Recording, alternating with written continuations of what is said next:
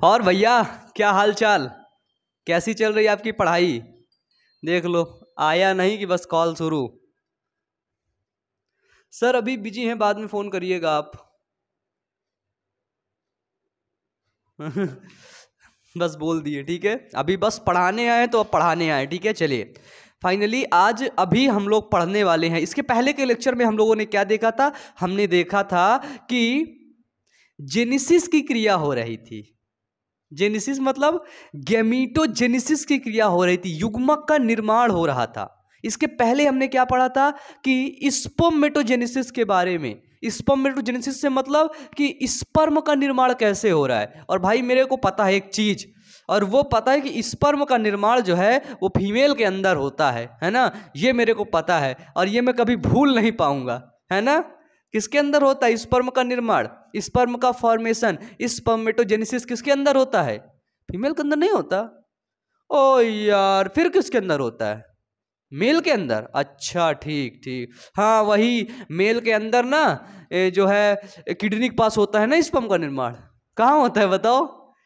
चलो तुमसे क्वेश्चन में पूछ रहा हूं कि मेल के अंदर स्पर्म का निर्माण कहाँ पर होता है और उस आर्गन को क्या बोलते हैं, ठीक है। चलिए ऐसा क्वेश्चन। अब क्या देखेंगे, देखो जो गैमीटोजेनेसिस की क्रिया हो रही थी वो एक हो रही थी स्पर्मेटोजेनेसिस, और इधर जो होगी फीमेल के अंदर वो होगी अंडाणु जनन, ठीक है, या अंड जनन ओजेनेसिस। तो बिल्कुल भिन्न होती है, सिमिलर नहीं होती है। स्पर्मेटोजेनेसिस की क्रिया अलग होती है और अंड जनन की क्रिया अलग होती है, ठीक है। तो आगे बढ़ने से पहले मैं आपको थोड़ा सा समझा देता हूं अंड जनन के बारे में। हेडिंग आपकी है आज अंड जनन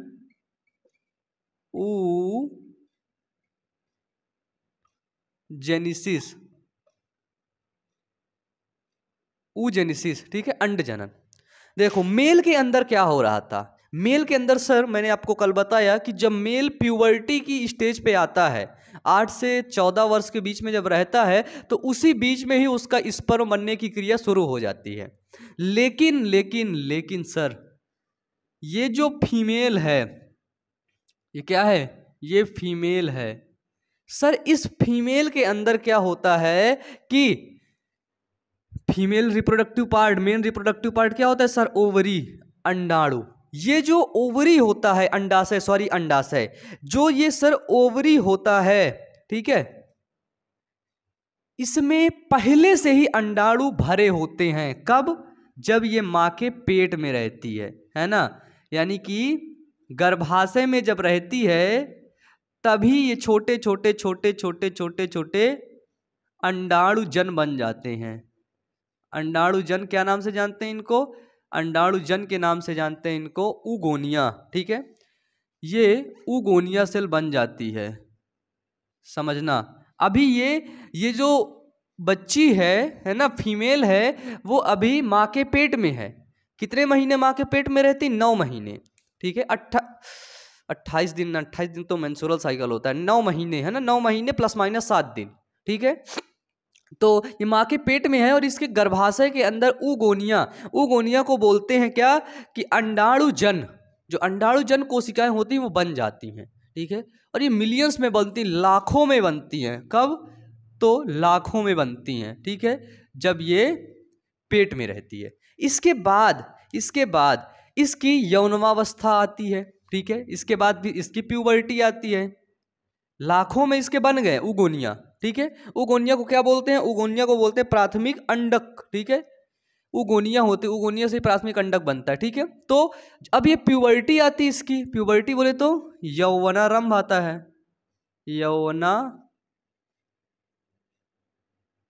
यौनवारंभ।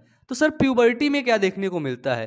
तो जब प्यूबर्टी की जो स्टेज होती है इसमें यह देखने को मिलता है कि प्यूबर्टी में लगभग 60,000 से 80,000 उगोनिया बचते हैं। क्या होते हैं? 60 से 80,000, बहुत ढेर सारे उगोनिया सेल बन जाते हैं बचपन में पेट के अंदर ही, ठीक है। पेट के अंदर रहते ही बाबू है ना, उसी के अंदर बन जाती हैं। और जब ये बाहर निकलती 13 से 14 साल, ठीक है, 13 साल तक, 8 से 13 साल के बीच प्यूबर्टी की एज होती है। उस प्यूबर्टी की एज में ये 80,000 बच जाते हैं। बाकी उगोनिया सेल कहाँ हो गई? बाकी उगोनिया सेल क्या हो गई? मैं बेस तो आया नहीं भाई। बाकी उगोनिया सेल क्या हो गई? तो वो हो गई नष्ट हो गई, वो उगोनिया खराब हो गई। और इस नष्ट उगोनिया को बोलते हैं आर्टरीसा, है ना, आर्टरीसा, ठीक है, जो इनका अवशेष पदार्थ बचता है आर्टरीसा बोलते हैं, ठीक है। ये हुआ यौनोवारंभ। यौनोवारंभ के बाद इनसे यदि पूछा जाए कि इनके पूरे जनन काल में कितने उगोनिया मैच्योर होते हैं, तो लगभग 400 से 500 उगोनिया ही परिपक्व होते हैं, ठीक है। कितने? 400 to 500 उगोनिया, ठीक है, मैच्योर्ड टू रिप्रोडक्टिव फेज। जब से जनन करने के लिए सक्रिय होते हैं, लगभग 400 से 500 परिपक्व होते हैं, मैच्योर होते हैं उगोनिया सेल, बाकी सब खत्म हो जाते हैं, ठीक है। तो हमको यहाँ पे एक चीज पता चल गया कि इनके अंदर जो उगोनिया का निर्माण हो रहा था वो माँ के पेट के अंदर ही हो रहा था। कहाँ पे? माँ के पेट के अंदर ही हो रहा था, बाहर नहीं हुआ। एक बार जितना यहाँ पे बन गई बस उसी से नष्ट होते गई, कम होते गई, कम होते गई, लेकिन यहाँ पे बाद में नहीं बना, ठीक है। यहाँ तक समझ में आया? चलो अब देखते हैं ये उगोनिया का निर्माण कहाँ हुआ था। तो ये उगोनिया का निर्माण हुआ है सर अंडाशय में, ठीक है। ये सर क्या है? ऐसा इमेज बनाया था ना आपको मैं,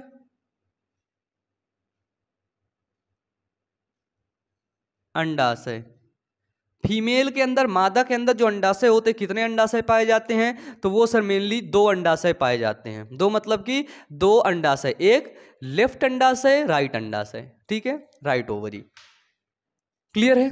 अब देखो जो ये देखो, हाँ अंडाशय, अंडाशय के अंदर क्या होता है सर? अंडाशय की जो बाहरी दीवार होती है, ठीक है, जैसे तुम्हारा कमरा, कमरे में क्या होता है? ईंट से दीवार बनी होती है, फिर उसके ऊपर प्लास्टर वगैरह होता है। तो जो अंडाशय की दीवार होती है उनको जननिक एपिथीलियम बोलते हैं, जर्मिनल एपिथीलियम, ठीक है। इसमें अंड जनन क्या होता है कि एक परिपक्व मादा युग्मक के निर्माण की क्रिया, है ना। इसमें लिखना चाहो तो लिख लो आप लोग कि एक परिपक्व मादा युग्मक के निर्माण की क्रिया। हमने क्या देखा? हमने देखा कि अंड जनन का निर्माण, जो अंडाशय होती है उसकी जो बाहरी दीवार होती है सर उसको बोलते हैं जननिक एपिथीलियम,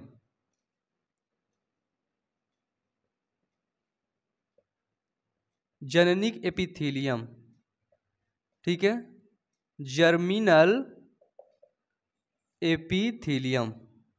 अब देखो क्या होता है जर्मिनल एपिथीलियम में क्या होता है कि इसमें लगातार विभाजन होता है, ठीक है, जर्मिनल एपिथीलियम। ये जो किनारे की जो वो हैं, ठीक है, अंडाशय की जो दीवार हैं उनकी कोशिकाओं को बोलते हैं जर्मिनल एपिथीलियम सेल। इनमें क्या होता है? तो सर इनमें लगातार विभाजन होता है और ये बनाती प्राथमिक जननिक कोशिकाएं, है ना सर। ये क्या बनाती हैं? ये बनाती हैं प्राथमिक जननिक कोशिकाएं। बिल्कुल सिंपल है, ठीक है, ये बिल्कुल चूरन है, परेशान मत होना। चूरन समझ रहे हो ना? चूरन मतलब चूरन होता है ना, किसी से बताना नहीं। सच में यार ये बिल्कुल चूरन है, बिल्कुल चूरन। इससे आसान तो बायोलॉजी में कोई टॉपिक है नहीं है। अगर स्पर्मेटोजेनेसिस पढ़ लियो तो ये तो और आसान है, उससे बिल्कुल आसान है ये। इतना समझ गए ना, इतना अगर जो समझ गया सोचो वो पूरी बायोलॉजी समझ गया। अब आप लोग तो इतना समझ गए हो तो इसका मतलब ये भी समझ गए। अब मैं तुम्हें पढ़ाऊं चाहे ना पढ़ाऊं लेकिन तुम लोग ही जवाब निकाल लोगे, ठीक है। इसको बोलते हैं प्रीमोर्डियल जर्म सेल। इस कोशिका को क्या बोले? तो इसको बोले प्रीमोर्डियल जर्म सेल, ठीक है। प्रीमोर्डियल जर्म सेल बनता है, प्राथमिक जननिक कोशिकाएं बनती हैं सर, ठीक है, प्राथमिक जननिक कोशिकाएं। फिर प्राथमिक जननिक कोशिकाओं में लगातार समसूत्री विभाजन होता है। कौन सा विभाजन? तो वो होता है समसूत्री विभाजन, लिख लेना। प्राथमिक जननिक कोशिकाओं में समसूत्री विभाजन होता है तो हमको बहुत ढेर सारे मात्रा में लाखों अंडाणु जन्म मिलते हैं, है ना। लाखों अंडाणुजन मिलते हैं और इन्हीं अंडाणुजन को उगोनिया बोलते हैं, उगोनिया सेल। ठीक है, लाखों अंडाणुजन, और इनको मात्र युग्मक कोशिकाओं के नाम से भी जानते हैं। इनका दूसरा नाम क्या होता है? मात्र युग्मक कोशिकाएं। यानी कि मेन जो खेल होगा अब यहीं से शुरू होगा, उगोनिया सेल से शुरू होगा। उगोनिया सेल कहाँ की सेल होती है? तो वो अंडाशय की सेल होती है। ठीक है, ये देखो उगोनिया यहाँ पे बन गई। कितने उगोनिया? लाखों उगोनिया बना है। लाखों उगोनिया मैंने आपको बताया कि जब प्यूबर्टी आती है, यौनारंभ आती है, तो वो खत्म होकर के 60 से 80 हज़ार उगोनिया बचते हैं। ठीक है, उसमें से हर महीने एक सेल जाती है, उगोनिया एक काम में जाती है, बाकी और फिर रप्चर हो जाते हैं। पूरे जनन काल में केवल 400 to 500 मेच्योर उगोनिया ही काम में ली जाती है, बाकी नहीं ली जाती है। ठीक है, ये यहाँ पे था। तो हमको क्या मिलता है? मात्र युग्मक कोशिकाएं मिलती हैं। ठीक है, तो ये मात्र युग्मक कोशिकाएं क्या करती हैं? मात्र युग्मक कोशिकाएं उगोनिया सेल वृद्धि करती हैं। ठीक है, उगोनिया सेल के अंदर क्या होता है? ग्रोथ होती है। अब यहीं से मेन खेल शुरू हो जाता है, यहीं से एक क्रिया शुरू होती है जिसको बोलते हैं अंड जनन। अब शुरू होता है अंडाणु का निर्माण किस प्रकार से होता है। तो सर इसको मिटा दूं मैं, तो यहां पर मैं आपको ये चीज यहां पे बता दूं, बिल्कुल सिंपल है, समझ जाओगे। ठीक है, मिटा दूं सर? चलिए, बिल्कुल सिंपल है उगोनिया। स्पर्मेटोजेनेसिस पढ़ लियो तो ये तो बिल्कुल सोचो तुम्हारे लिए तो बिल्कुल ये है ना लॉलीपॉप है। इस प्राइमर्डियल जर्म सेल लिख लेना इसको भी, है ना। हाँ चलो हो जाएगा। तो मुझे ये बताइए, एक सिंपल सा क्वेश्चन है, जो उगोनिया अंडाणु जनन है ये द्विगुणित होगा या फिर अगुणित होगा? तो सर जो उगोनिया है वो होता है 2n। ठीक है, कैसा होता है सर? तो उगोनिया होता है 2n। ठीक है, तो मेन जो क्रिया है अब यहीं से शुरू हो जाती है। ठीक है, कहां से शुरू होती है? इसको डिम्बाणु जन कोशिकाएं भी बोलते हैं, मात्र युग्मक कोशिकाएं या फिर डिम्बाणु जन कोशिकाएं भी इसको बोलते हैं। ठीक है यार, इसमें भी इंक खत्म हो गया, इंक डाल लूं नहीं तो फिर थोड़ा सा दिखेगा नहीं सही से, फिर तुम लोग बोलोगे।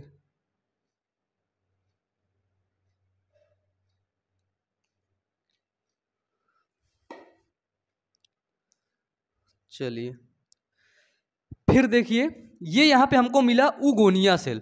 तो जो अंडाणु जनन की क्रिया शुरू होती है वो शुरू होती है उगोनिया से, लेकिन हमने आपको बताया कि उगोनिया कहाँ से मिल करके बना। ठीक है, तो जो सर उगोनिया होता है वो कैसा होता है? तो वो होता है 2n। कैसा होता है? 2n। तो इसी उगोनिया के अंदर सर होता है समसूत्री विभाजन। क्या होता है? समसूत्री विभाजन। तो फिर ये बना 2n, फिर ये बना 2n, इनको बोलते हैं उगोनिया सेल। ठीक है, इनको बोलते हैं उगोनिया सेल। जब ये समसूत्री विभाजन होता है, जो कोशिकाएं बनती हैं उनको बोलते हैं प्राथमिक अंडक, प्राइमरी oocyte। इन कोशिका को क्या बोलें? इन कोशिका को बोलें प्राइमरी oocyte, है ना। क्या बोलें इसको? इसको हमने बोला प्राथमिक अंडक, क्योंकि लगातार इनके बीच में क्या होता है? समसूत्री होता है, समसूत्री विभाजन। इधर भी हो रहा है, फिर ये भी समसूत्री विभाजित हो रही है, ये भी हो रही है, तो हम इसको छोड़ देते हैं, इसको देखने लगते हैं। इसमें बहुत ढेर सारी कोशिकाएं, कोई एक कोशिका की तो बात कर नहीं रहे, हम समझेंगे एक कोशिका से, लेकिन हजारों कोशिकाएं काम में लगी हुई हैं। जैसे स्पर्म बनाने के लिए हम एक कोशिका को देखे थे, है ना, किसमें समसूत्री हो रहा है, किसमें अर्धसूत्री फर्स्ट हो रहा है, अर्धसूत्री सेकंड हो रहा है, कैसे स्पर्म बन रहा है। लेकिन ऐसे तो बहुत ढेर सारी कोशिकाएं काम में लगी हुई हैं, वही काम कर रही हैं, वो सिमिलर होता है। ठीक है, तो हमको मिला प्राथमिक अंडक। प्राथमिक अंडक के बीच में सर सबसे बड़ी बात होती है, इसमें अर्धसूत्री विभाजन हो जाता है। प्राथमिक अंडक प्राइमरी oocyte में होता है अर्धसूत्री विभाजन। ठीक है, और आपको पता है सबसे पहले जो अर्धसूत्री होता है वो फर्स्ट होता है। सर इसमें एक खास बात होती है, ये अर्धसूत्री विभाजन इसमें शुरू तो होता है लेकिन ये रुक जाता है। कब रुकता है? तो ये पूर्वावस्था फर्स्ट, अर्धसूत्री विभाजन की एक स्टेज होती है पूर्वावस्था, तो पूर्वावस्था फर्स्ट में ये रुक जाता है। जब ये पूर्वावस्था फर्स्ट में रुकेगा तो कुछ ऐसी संरचना आपको देगा। ठीक है, यानी कि ये पूरी इसमें अर्धसूत्री विभाजन नहीं हुआ है, ठीक है। पूरा होता तो सेकेंडरी oocyte बन जाता, अब यहाँ पे फॉलिकल टाइप में बन रहे हैं। तो यहाँ पे अर्धसूत्री है भाई, तो आधे आधे कोशिकाएं तो हो गई, इतना पता चल गई। यन ये भी बचा, यन ये भी बचा, ठीक है, ठीक है। जो सर इसमें एक छोटी कोशिका बनती है उसको फर्स्ट पोलर बॉडी के नाम से जानते हैं, फर्स्ट पोलर बॉडी। ये देखो, इसको क्या बोला सर हमने, इसको बोला हमने फर्स्ट पोलर बॉडी, ठीक है। फर्स्ट पोलर बॉडी के बाद जो हमको कोशिका मिलती है उसको बोलते हैं सेकेंडरी oocyte, द्वितीयक अंडक। इसको हमने क्या बोला, इसको हमने बोला सेकेंडरी oocyte। और इसके बीच में जो अर्धसूत्री विभाजन हो रहा है, ठीक है। अर्धसूत्री विभाजन जो पूर्वावस्था फर्स्ट होते हैं उसके बीच में फॉलिकल का निर्माण होते हैं, ठीक है। सर आपने ओवरी के अंदर, अंडाणु के अंदर जब मैं पढ़ा रहा था तो ग्राफियन फॉलिकल बताया था। तो जो ग्राफियन फॉलिकल की जो स्टेज होती है, ठीक है, जो ग्राफियन पुटिका होती है, ठीक है, वो यही स्टेज होती है, ठीक है। इसी को हम लोग बोलते हैं ग्राफियन पुटिका, ठीक है। यही होता है ग्राफियन पुटिका, ठीक है। ये स्टेज होती है ग्राफियन पुटिका की। अब इसी ग्राफियन पुटिका के अंदर फिर से होता है क्या, अर्धसूत्री विभाजन, क्योंकि सर अर्धसूत्री विभाजन तो लगातार हो ही रहा था। फिर यहां पर हुआ अर्धसूत्री। कौन होगा, अगर अर्धसूत्री फर्स्ट हुआ है भाई तो सेकंड भी होगा, लेकिन अर्धसूत्री फर्स्ट हुआ था, पूर्वावस्था फर्स्ट में रुक गया है, लेकिन अर्धसूत्री सेकंड भी होगा, लेकिन सर ये भी रुकेगा। कहां पे रुकेगा, तो ये अर्धसूत्री विभाजन की मध्यावस्था में रुक जाता है। और जब ये मध्यावस्था में रुकता है तो फिर तो दो कोशिका बनाता है, एक छोटी और एक बड़ी, ठीक है। अर्धसूत्री सेकंड में आपको पता है कि क्रोमोसोम का विभाजन नहीं होता है। 46 थे, यहाँ पे 23 बचे, तो 23-23 दोनों में चले जाएंगे, ठीक है। तो ये यन हुआ, ये यन। इस संरचना को बोलते हैं सेकेंड पोलर बॉडी, ठीक है। ये हुआ आपका फर्स्ट पोलर बॉडी और ये हुआ सेकेंड पोलर बॉडी। इनका तो भाई ये सब बिल्कुल निकल जाते, खत्म है ना, इनका कोई काम नहीं रहता। तो जो हमको ये स्ट्रक्चर बन के मिलती है लास्ट में, इस कोशिका को बोलते हैं ओटिड, है ना, ओटिड। और यही आगे जा करके ओवम का निर्माण करती है। यही ओटिड आगे जा करके, ठीक है, ओवम का निर्माण करती है। ओवम बोले तो सर अंड कोशिका का निर्माण करती है, ओवम का निर्माण करती है। अगर पूछा जाए अंड कोशिका कैसी होती है, द्विगुणित होती है कि अगुणित होती है, तो क्या बताओगे, अगुणित होती है, ठीक है, बस सिंपल।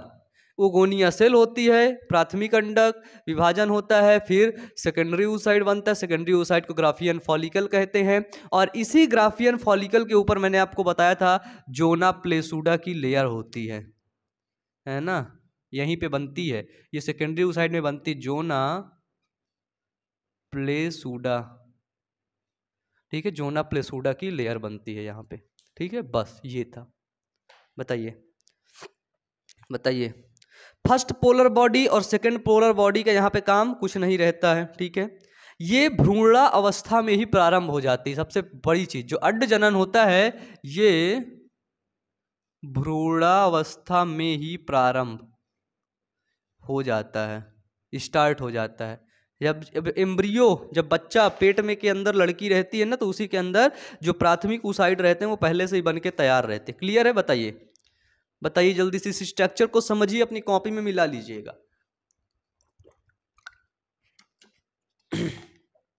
कॉपी में नहीं, अपनी बुक में, एनसीईआरटी में मिला लेना। मैं ये स्ट्रक्चर मेरे को सिंपल लगा, किसमें, तो ये स्ट्रक्चर सिंपल लगा मुझे। ये कौन सी प्रकाश पब्लिकेशन है, अरे ये बहुत फेमस राइटर हैं, डॉक्टर रमेश गुप्ता, है ना, उनकी बुक से मेरे को ये मिला, ठीक है। बताइए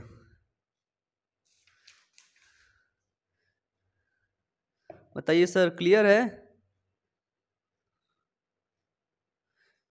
प्यूबर्टी, बस ये तो हमको देखने को मिल गया बाहर, है ना, ओगोनिया सेल कैसे होती हैं। अब हम लोग देख लेते कोशिका के अंदर इसका स्ट्रक्चर कैसे होता है, वो बहुत मायने करता है, ठीक है, वो मायने करता है। तो मैं एक एक चीज़ें समझाता हुआ चलूंगा, परेशान होने की जरूरत नहीं है। इसको आप लोग अपनी कॉपी में नोट डाउन करिए, फिर मिटाता हूं मैं। ठीक है, मिटा दूं, चलिए एक एक चीज को हम लोग समझते हुए चलेंगे। यहां से अर्धसूत्री विभाजन फर्स्ट हो रहा था किसमें? प्राथमिक ऊसाइड में, लेकिन वो आगे जाकर के स्टॉप हो रहा था।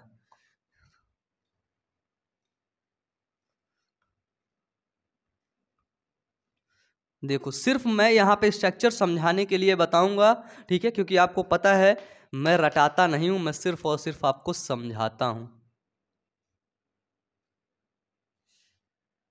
ये देखो, ये क्या है हमारा? तो सर ये है अंडाणु। अंडाणु के अंदर ब्लड वेसल सेल पाई जाती हैं, और अंडाणु की एक बाहरी परत होती है,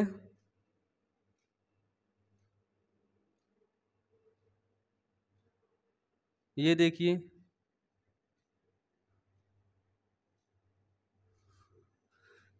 इस तरह करके।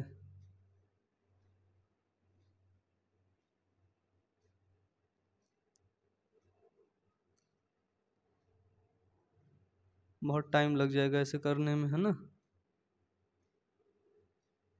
ये देखो, इसके अंदर और भी परत होती हैं, है ना, त्रिस्तरीय परत होती है। अंडाणु की जो परत होती है, अगर पूछ लिया जाए कैसी होती है, तो बिल्कुल खुशी खुशी हंसते हंसते बता देना सर ये त्रिस्तरीय परत होती है।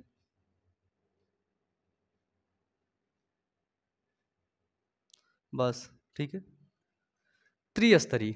जो ऊपर वाली इसकी कोशिकाएं हैं, इसको बोलते हैं हम लोग जर्मिनल एपिथीलियम सेल। ठीक है, जर्मिनल एपिथीलियम सेल क्या करती हैं? तो जर्मिनल एपिथीलियम सेल में विभाजन होता है। प्राथमिक स्पर्मेटोजेनेसिस सेल बना, sorry, primary primordial germ cell बनाती हैं, और प्रीमोर्डियल जर्म सेल में विभाजन होता है तो क्या बनता है? तो छोटे छोटे उगोनिया बनते हैं। क्या बनते हैं? छोटे छोटे उगोनिया बनते हैं। तो क्या बनता है यहाँ पे? यहाँ पे अंडाणु जन बनता है। ठीक है, तो यहाँ पे देखने को मिला अंडाणु जन बन गया, उगोनिया बना। उगोनिया से देखने को मिलता है कि ये फिर आगे जाकर के फिर ये डिवीजन करता है, विभाजन करता है, और उगोनिया से ही निर्माण होता है प्राइमरी ऊसाइड का। समझना, प्राइमरी ऊसाइड है। ठीक है, प्राइमरी ऊसाइड का निर्माण हुआ। हिंदी से क्या बोलते हैं? ऊसाइड मतलब अंडक। ठीक है, प्राथमिक अंडक का निर्माण हुआ। प्राथमिक अंडक क्या करता है? ये प्राथमिक अंडक हुए, समझ लो ये जितने हैं क्या हैं? प्राथमिक अंडक हैं। और कुछ लिखा हुआ इसमें? ऊसाइड था, फॉलिकल सेल भी बोलते हैं, ऊसाइड हुआ, हाँ, प्राइमरी फॉलिकल। ठीक है, हाँ हाँ हाँ, मेम्ब्रेन, ठीक है। फिर ये आगे बढ़ता है। ठीक है, ये प्राइमरी ऊसाइड आगे आगे बढ़ता है, तो इसको क्या देखने को मिलता है? इसको प्राइमरी फॉलिकल देखने को मिलता है ना, प्राइमरी फॉलिकल। और इसकी क्या होता है? ये मजबूत होता जाता है फॉलिकल। ठीक है, फिर ये सर ये क्या होता है? Secondary follicle. सेकेंडरी फॉलिकल के बाद इसकी लेयर जो होती है वो और मजबूत हो जाती है। ठीक है, इसके अंदर जो चीजें पाई जाती है उसको बोलते हैं सर टर्टियरी फॉलिकल। ठीक है, ये फॉलिकल होते हैं, याद रखिएगा क्या होते हैं ये होते हैं फॉलिकल। और एट्रियम, एंट्रियम, एंट्रम, प्राइमरी जो वो टर्टियरी फॉलिकल होता है, उसके अंदर एक एक लेयर बन जाती है, उस लेयर को बोलते हैं एट्रियम, है ना, एंट्रम। एंट्रम बोलते हैं उस लेयर को, क्या बोलते हैं सर? उस लेयर को बोलते हैं एंट्रम। ठीक है, इंट्रम के बाद ये जो टर्टियरी फॉलिकल है, इसमें ग्रोथ होती है, और इसमें जब ग्रोथ होती है तो ये सही तरीके से ग्रोथ होती है। ठीक है,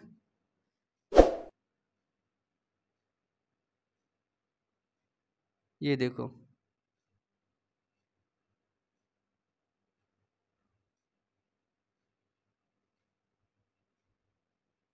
ये एक सही तरीके से इसमें इसके अंदर ग्रोथ होती है।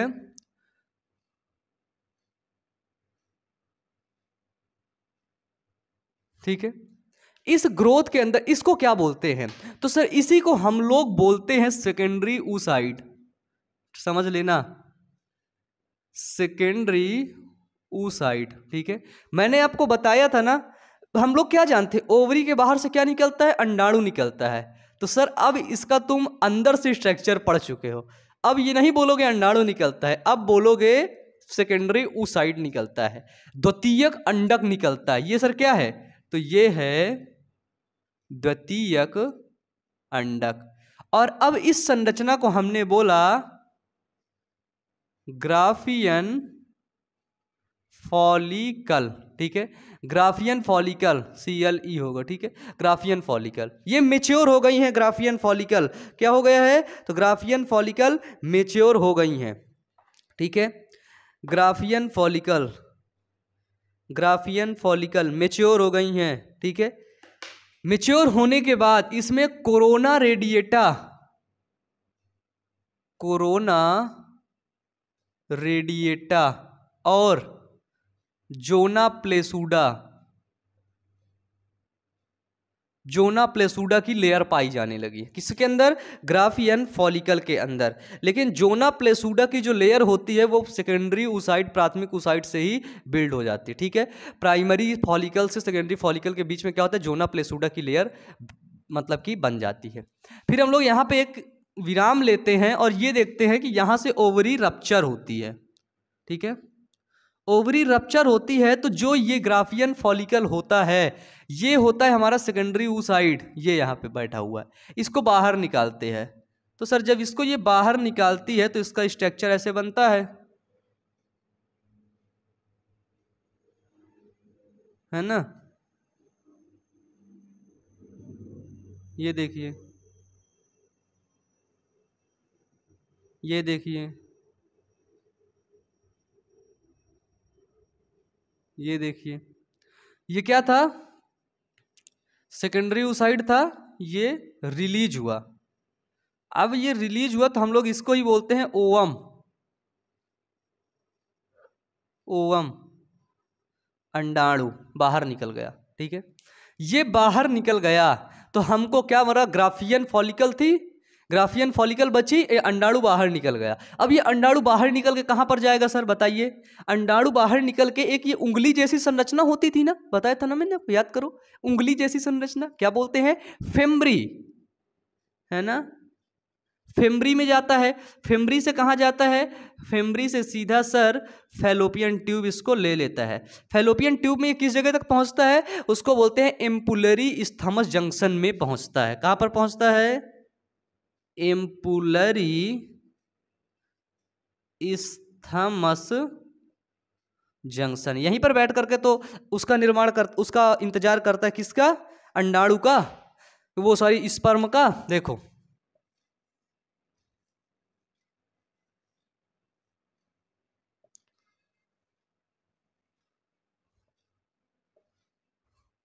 सर हमने देखा कि ये वाले सेल से, है ना, ये वाले जो ओवरी है यहीं से क्या हुआ?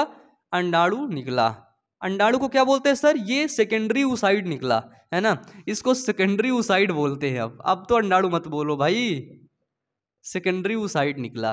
ठीक है सर, ये जब सेकेंडरी oocyte बाहर निकला तो ये कहाँ? ग्राफियन उसमें पहुंचा, फिम्बरी में। फिम्बरी ने इसको वो किया और सीलिया की मदद से ये पहुंच गया यहाँ पे। इस जगह कर बोलते हैं एम्पुलरी स्थमस जंक्शन। ठीक है, अब यहाँ से सेक्सुअल इंटरकोर्स हुआ, मैथुन की क्रिया हुई, स्पर्म आया।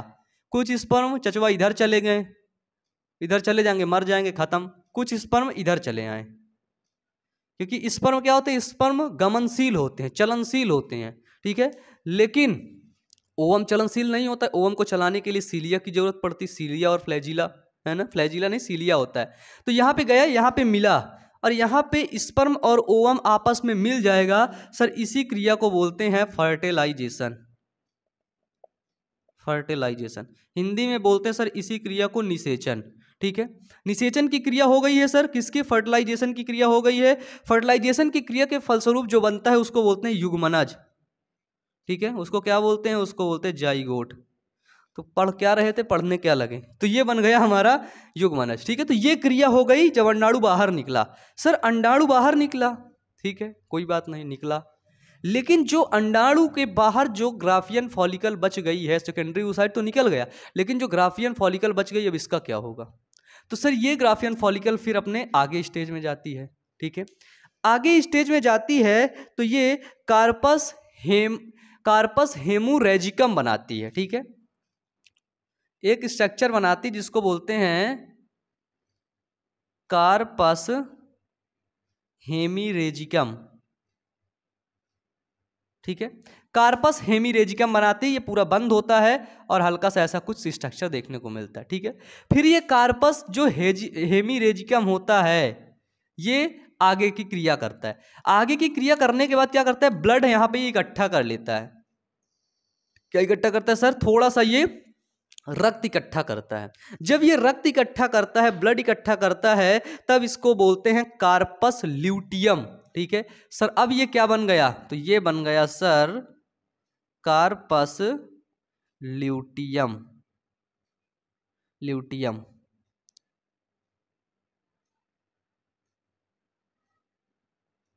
अब इस कार्पस ल्यूटियम के बारे में बहुत खास बात लिखी हुई है, सुन के पढ़ के बताए दे रहा हूँ। ग्राफियन फॉलिकल में धीरे धीरे बड़ी होकर अंडाशय ऊपरी सतह पर आ जाती है, ठीक है। ओवेरियन से फट जाने के बाद पुटिका फट जाती है, कोरोना रेडिएटा से जो घिरी होती है दीवार, और ध्रुवीय कोशिका चिपकी होकर के बाहर निकल जाती है, ठीक है। कहाँ है sir corpus luteum? Corpus luteum जिसको बोलते हैं ल्यूटियल कोशिका, कार्पस ल्यूटियम जिसको, इसको अंदर क्या बोलते हैं, इसके अंदर ल्यूटियल कोशिकाएं होती हैं, ठीक है। अब देखो, जो इसके कोशिका द्रव्य में लुटीन नामक पीला सा रंग भरा होता है, ठीक है, पीले रंग का बना होता है लुटीन नामक, ठीक है। कार्पस ल्यूटियम ये एक अंतःस्रावी ग्रंथि के रूप में कार्य करती है ना। क्या कार्य करती है? अंतःस्रावी ग्रंथि। अंतःस्रावी मतलब यहीं से कुछ स्राव कर देगी, किसके अंदर? तो वो स्राव कर देगी सर ब्लड के अंदर, और वो ब्लड के अंदर क्या होगा? हार्मोन्स इनबैलेंस हो जाता है, ठीक है। अंतःस्रावी रहती यहाँ पे, पिट्यूटरी काम करवा देती है यहाँ पे, है ना। स्पर्मेटोजेनेसिस की क्रिया पिट्यूटरी ग्लैंड की होती है, इंटीरियर पिट्यूटरी ग्लैंड होती है। बताइए इंटीरियर पिट्यूटरी ग्लैंड से कौन सा हार्मोन्स निकलता है, तब जाकर के स्पर्मेटोजेनेसिस की क्रिया एक्टिव होती है? बताओ, जल्दी से बताओ। आप लोगों से क्वेश्चन है, सभी बच्चे और बच्चियां बताएं। पिछली क्लास में आप लोगों ने पढ़ा था, बहुत अच्छे तरीके से देखा था, मैंने खूब बताया था, है ना। हाइपोथैलेमस होता है, पिट्यूटरी सोया हुआ होता है, हाइपोथैलेमस से निकलता है GnRH गोनाडोट्रोपिन रिलीजिंग हार्मोन्स, फिर पिट्यूटरी ग्लैंड जगती है, इंटीरियर पिट्यूटरी ऐसे जगता है, इंटीरियर पिट्यूटरी लोब जो होता है ग्लैंड होती है वो जगेगी, बोलेगा अच्छा यार सिग्नल आ गया का, फिर वो दो बटन दबाती है, दो बटन यानी कि दो हार्मोन्स निकालती। जब दो हार्मोन्स वहां से निकलेंगे, ब्लड के माध्यम से पहुंचेंगे, तो क्या होगा? फिर वो क्रिया चालू हो जाती है, स्पर्मेटोजेनेसिस की क्रिया चालू हो जाती है, ठीक है। बताओ बताओ बताओ। तुम लोग बोलोगे कैसे यार तुमका याद है? हमको तो याद ही है, मैं इसीलिए तो ऐसे तुमको समझा रहा हूँ ताकि तुम्हें भी याद हो जाए। रिकॉल करो चीजों को, भूलने का प्रयास मत करो। जो चीज पढ़ के जा रहा है उसको रिकॉल करो, याद करो कि यार ऐसे करके ऐसे होता है, ऐसे करके ऐसे होता है, बस सिंपल। तो उगोनिया प्राइमरी oocyte, फिर फॉलिकल बनते हैं, फिर सेकेंडरी oocyte बनते हैं, कोरोना रेडिएटर लेयर बनती है, ओवम बाहर निकल जाता है, फिम्ब्रिस फैलोपियन ट्यूब होते हुए युग्मनज बन जाता है, फिर ये बचता है क्या? खोखला पदार्थ, जिसको बोलते हैं कार्पस हेमीरेजिकम। कार्पस हेमीरेजिकम बदल जाता है कार्पस ल्यूटियम में। ये एक अंतःस्रावी ग्रंथि होती है, यानी कि ये ढेर सारे हार्मोन्स का श्रावण करती है। हार्मोन्स कौन कौन से होते हैं? जैसे प्रोजेस्टेरॉन, एस्ट्रोजन, रिलैक्सिन, ठीक है। प्रोजेस्टेरॉन, एस्ट्रोजन, रिलैक्सिन आदि ये क्या होते हैं? जो हार्मोन्स होते हैं उनका ये श्रावण करवाती है, ठीक है। इस पुटिका से अंडाणु अथवा डिंबाणु का गर्भवती नाल निषेचन में जाना, निषेचन होता है, ठीक है। इसके बाद ये कार्पस ल्यूटियम का काम होता है, भैया डिंबाणु पहुंच रहा है, इधर से ये हार्मोन्स अपना इनबैलेंस कर रहा है, ठीक है। हेमीरेजिकम पाया गया। फिर ये कार्पस ल्यूटियम क्या होता है? अब ये भैया नष्ट होने की कगार में आ गया, बुढ़ा हो गया ना यार। यहाँ से एक उगोनिया सेल चली थी, है ना, कितनी देर तक वो काम करेगी? अब ये जब बुढ़ा हो गया तो बुढ़ा हो गया करके बनाता है कार्पस एल्बिकेंस, ठीक है, कार्पस एल्बिकेंस,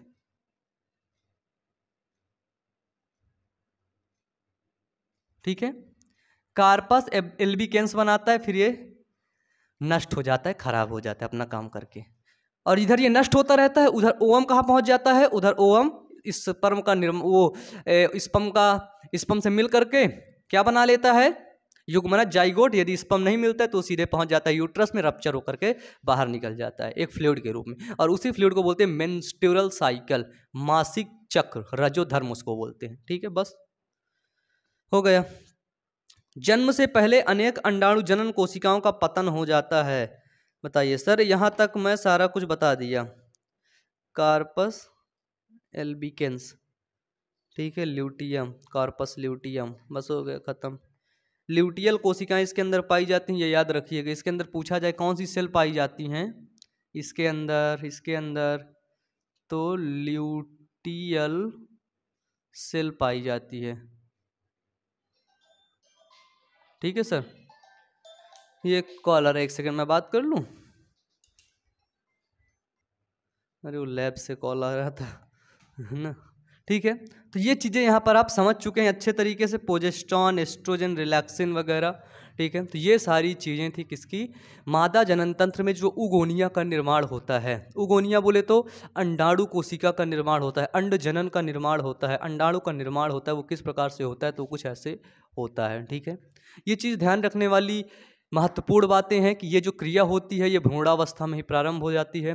भ्रूणावस्था में ही उगोनिया सेल बन जाती हैं बहुत ढेर सारी। जब ये मेच्योर होता है तो यही उगोनिया सेल 60 से 80 हज़ार बचती हैं। लेकिन ये पूरे जनन काल में पूरे कितनी उगोनिया सेल का यूज होता है, तो 400 से 500 उगोनिया सेल का यूज होता है। बाकी सब खराब हो जाती है, रप्चर हो जाती हैं। और रप्चर जो उगोनिया हो गई हैं उनको मैंने एक नाम बताया था, बोलो, बताया था ना, उनको एक नाम से इंडिकेट किया था। और वो नाम मुझे नीचे कमेंट बॉक्स में कमेंट करके बताओ, सभी लोग बताओ। ठीक है, सभी लोग बताओ। चलो सर, यहां पे क्या होता है, आप लोग को एक चीज पता चल गया। ठीक है, जोना प्लेसूडा, अरे भाई साहब ये क्या बता दिया, कोरोना रेडिएटा। एक सेकेंड ना,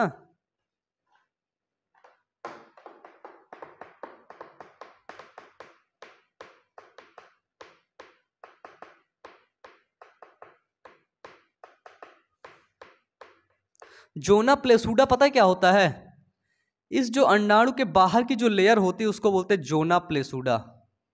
ठीक है, क्या बोलते हैं सर, उसको बोलते हैं जोना प्लेसूडा। ठीक है, अंडाणु के बाहर जो होते हैं जोना प्लेसूडा। और जोना प्लेसूडा के बाहर की जो कोशिकाएं होती हैं, सेल जो होती हैं, ये वाली सेल, ठीक है, ये सेल अंडाणु के बाहर ये कोशिकाएं मिली, इन कोशिकाओं को बोलते हैं कोरोना रेडिएटा। ठीक है, तो कोरोना रेडिएटा और जोना प्लेसूडा में फर्क समझ लेना। जैसे ये है, ठीक है, इमेज में देख के बना दूं, ये है,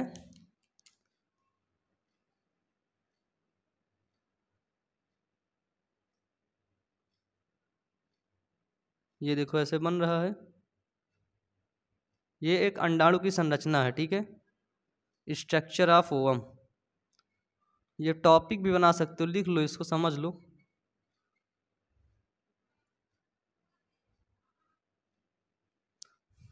देखो तो सर, जोना प्लेसूडा क्या होती है या फिर कोरोना रेडिएटा क्या होती है, ये जो सेकेंडरी ओसाइड है, इसके जो बाहर वाली ये संरचना है, इसको बोलते हैं सर जोना प्लेसूडा। जोना प्लेसूडा, जोना प्लेसूडा पेलूसीडा होता है, जोना प्लेसूडा। ठीक है, और जोना प्लेसूडा के बाहर जो ये कोशिकाएं पाई जाती हैं इनको बोलते हैं कोरोना रेडिएटा। ठीक है, कोरोना रेडिएटा की जो कोशिकाएं, अगर इस ब्लैक वाली को हम लोग मिटा देंगे तो देखिए कुछ कोरोना रेडिएटा की सेल ऐसे बन गई हैं।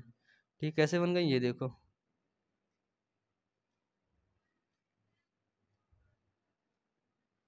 ये किसकी सेल है, तो ये है सर कोरोना रेडिएटा की सेल है। और इसके अंदर एक, अब इसके अंदर कोई द्रव्य भी पाया जाएगा। ठीक है, इसके अंदर क्या पाया जाएगा, द्रव्य। उस द्रव्य को बोलते हैं कोशिका द्रव्य। ये जो इसके अंदर ये पाया गया, इसको बोलते हैं न्यूक्लियस, इसको बोलते हैं केंद्रक। इसके अंदर जो फ्लूइड पाया जाएगा उसको बोलते हैं सर कोशिका द्रव्य। क्योंकि बिना फ्लूइड के भाई कोई नहीं चलता है, बताओ कोई चलता है क्या, नहीं चलता ना, फ्लूइड तो सबको आवश्यकता पड़ती ही है फ्लूइड की, ठीक है। कोशिका द्रव्य, कोशिका द्रव्य के बाहर, केंद्रक के बाहर एक कला होती है, मेम्ब्रेन होती है, उस मेम्ब्रेन को बोलते हैं अंड कला। कोशिका केंद्रक के बाहर यानी कि अंडाणु के बाहर एक कला होती है जिसको बोलते हैं अंड कला, है ना। बस हो गया। ये क्या है, ये स्ट्रक्चर ऑफ ओवम है। ओवम आपका कुछ ऐसे ही दिखता है। फिर देखो स्पर्म कैसे आता है, तो एक स्पर्म आता है ऐसे करके लग जाता है। स्पर्म के आगे क्या होता है, एक क्रोमोसोम होता है। फिर ये एक क्रोमोसोम क्या करता है सर, तो ये अपना काम में लग जाता है, कोरोना रेडिएटर की दीवार को छेदने में लगता है। कोरोना रेडिएटर की दीवार छेदेगा, फिर जोना प्लेसूडा की दीवार छेदेगा। अब ये छेदने के बाद यहाँ पे जो ये बना है ना, मेल के अंदर वाला, ये मिला देता है, ये मिला दिया। अब ये जो सेल बनी, इसी सेल को बोलते हैं सर जाइगोट। बिल्कुल सिंपल, इसी को बोलते हैं जाइगोट, और किसी को नहीं बोलते हैं जाइगोट। किसको बोलते हैं, इसी को बोलते हैं जाइगोट। और जो जाइगोट होता है वो कैसा होता है बताइए, वो अगुणित होता है कि फिर द्विगुणित होता है? कहोगे कितनी बार वही क्वेश्चन घुमा घुमा के पूछ रहे हो, हाँ हमका उल्लू समझे हो क्या? तो भैया तुमको उल्लू मैं नहीं समझा हूँ, तुम उल्लू हो, क्योंकि तुम भूल जाते हो चीज़ों को। और मैं भी भूल जाता था, तो पहले मैं भी उल्लू था। क्या था, उल्लू था। लेकिन अब उल्लू नहीं रहा। क्यों? क्योंकि मैं बार बार रिवीजन करता रहता हूँ। कोई भी चीज़ यदि आपको भूल जाती है तो उसको कैसे याद रखना है, तो उसको याद रखना है रिवीजन करके। देखो ये इंसानी जो दिमाग होता है ना, ह्यूमन ब्रेन, वो ऐसे बनाया ही गया है, ऐसे डिजाइन ही किया गया है कि खुशी उसको मिल रही, थोड़ी देर खुश हो रहा है, ठीक है। ये ऐसा नहीं खूब खुशी हुए जा रहा है, खूब खुशी हुए जा रहा है, बाद में पता चला उसको दुख मिला तो इतना ज़्यादा दुख हो गया कि भैया वो खुद ही मर गया, ठीक है। इसके अंदर भूलने की क्षमता होती है, असीम क्षमता होती है, कि किसी भी चीज़ को भुला सकता है, ठीक है। किसी भी चीज़ को धोखा मिल गया ना तो उसको भुला सकता है ये, ठीक है। चाहे वो लड़की हो चाहे वो लड़का हो, तो बस भुलाने की आदत डालो, ठीक है। नीचे कमेंट बॉक्स में कमेंट करके बताना ये पढ़ के कैसा लगा। नेक्स्ट टॉपिक हम लोगों का रहेगा फर्टिलाइजेशन की क्रिया कैसे होती है, या फिर एनसीईआरटी के हिसाब से मेरे को लगता है मेंस्ट्रुअल साइकिल। हाँ, इसमें भी लिखा हुआ है मेंस्ट्रुअल साइकिल के बारे में, मंथली साइकिल के बारे में पढ़ते हैं, फिर फर्टिलाइजेशन है, ठीक है। तो अब देखते हैं नेक्स्ट क्लास में हम लोग क्या पढ़ेंगे। नीचे कमेंट बॉक्स में कमेंट करके बताना ये क्लास कैसी लगी। क्लास अच्छी लगी हो तो वीडियो को सिर्फ लाइक कर देना, अपने दोस्तों के पास शेयर कर देना। मिलते हैं नेक्स्ट वीडियो में। Wish you all the best. Thank you.